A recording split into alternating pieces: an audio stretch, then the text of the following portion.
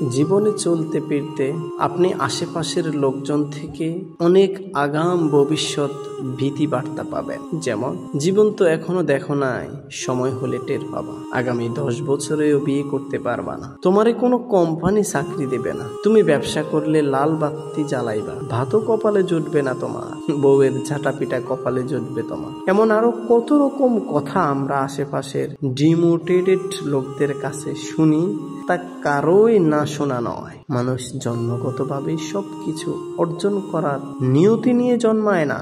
সবাই সবকিছুতে সফল হবে এইটা ভাবাটাও বাস্তবিক না। আবার একটা মানুষ সারা জীবন একরকম থাকে না, তার ভাগ্য আমৃত্য একই রকম প্যাটার্ন দেখায় না। মানুষ সময়ের সাথে সাথে পরিবর্তিত হয়, তার মাঝে কখনো কখনো বিশাল পরিবর্তন আসে। জীবনের বিভিন্ন অবস্থা, পরিস্থিতি, পরীক্ষা মানুষকে কখনো খুব বেশি ইতিবাচক উপায়ে বদলে দেয়, কেউ কেউ রাতারাতি বদলে যায়, নিজের স্বরূপটা খুব দ্রুতই ধরে ফেলতে এবং প্রকাশ করতে পারে। আবার কারো জন্য সেটা খুব স্লো প্রসেস।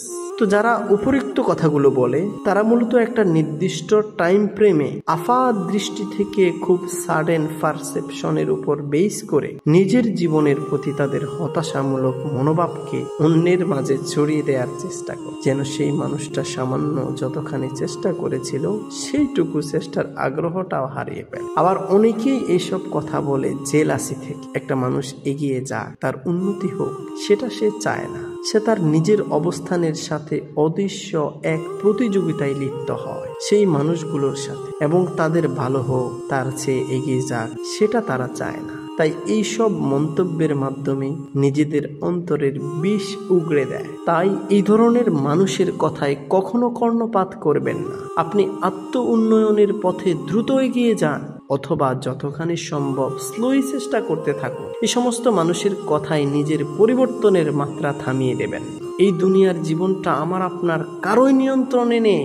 কখন কি হবে, জীবনের কোন মোড়ে সেটা আপনাকে কোথায় নিয়ে যাবে, আপনার কোন আশাগুলো পূরণ হবে, কোনগুলো পূরণ হবে না, আমরা কেউই জানি না।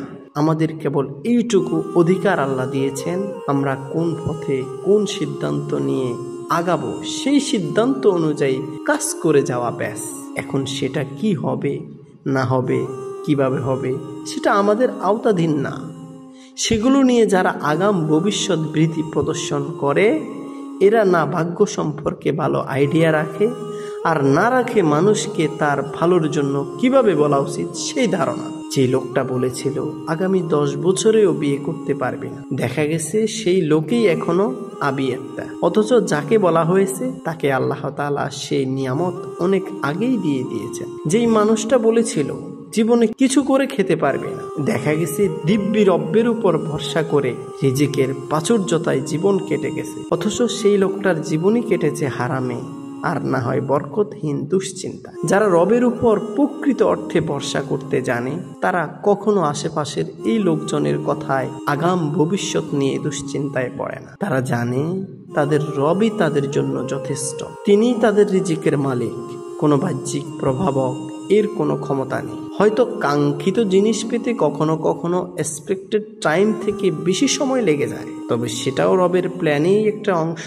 সেই সময়ের জন্য সেটাই তার জন্য বেস্ট, কারণ রবের চেয়ে ভালো হিতাকাঙ্ক্ষী আর কেউ নেই আমাদের। আগামীকাল মানুষ কি রিজিক পাবে, কোথায় তার মৃত্যু হবে, সেটা সে কখনোই জানে না। অথচ সে আগাম ভবিষ্যৎ বার্তা দিয়ে মানুষকে রবের উপর ভরসা করা থেকে ফিরিয়ে রাখতে চায়। অথচ মৃত্যুর পরের নিশ্চিত চিরকালীন জীবনে সে কিভাবে দুশ্চিন্তা মুক্ত জান্নাতের সুধা পাবে, জাহান্নাম থেকে বাঁচবে, সেটা নিয়ে সেই সকল মানুষদের চিন্তা বা দুশ্চিন্তা কোনোটাই করতে তেমন দেখা যায় না। আসুন, তাদের কথায় আমরা কখনোই কান দেব না। আমরা আমাদের গতিবেগ অনুযায়ী, আমরা আমাদের প্ল্যান পরিকল্পনা অনুযায়ী কাজ করে যাব।